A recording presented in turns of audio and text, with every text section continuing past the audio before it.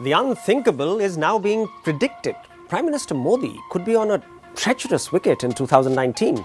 The Lokniti CSDS ABP Mood of the Nation survey published about a fortnight or so back, it threw up a few top-line findings which are quite contrarian. Modi's government is about as unpopular right now as the UPA was in July 2013. That's 9 months before its electoral debacle in 2014. Nearly half, that's 47% of the total 15,859 respondents are of the opinion that the Modi government does not merit another opportunity. While minorities like Muslims, Christians and Sikhs are overwhelmingly against the government, the majority Hindu community too is virtually split down the middle over its support or opposition. Over the last 12 months, BJP's popularity is down 7 percentage points. If this declining trend continues, then the ruling party may well dip below the 30% mark in the next few months.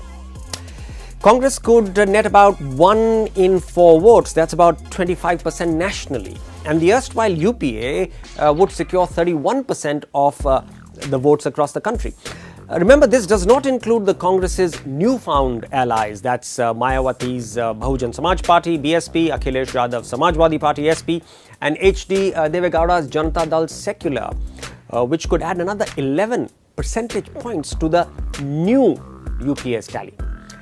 Having read the survey report, I kept on asking myself, is there any way we could get an authentic empirical validation based on real, not polled data? And that's about the time a brainwave hit me. Since January this year, there have been a large number of by-elections scattered all over the country. What if I compared the treasure trove of actual voting data with what CSDS's poll captured? Remember, after the Gujarat Assembly elections in December 2017, we've had 10 parliamentary and 21 assembly by-elections spread over 15 states in which over 1.25 crore people have actually cast their votes for nearly 19 political parties. Wow, I mean, true data is actually stranger than sampled fiction, because there is a perfect overlap between the by-elections' real voting data and CSDS's survey percentages. It's really almost spooky. Look at this. BJP plus allies got 37% of the votes in the survey.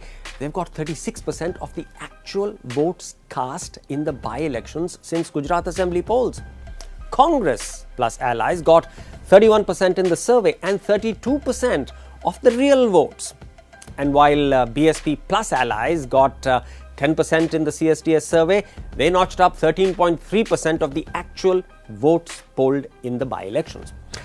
I dare say that this cent percent validation has given me much more confidence to go back and read some of the granular and sort of unexpected predictions again.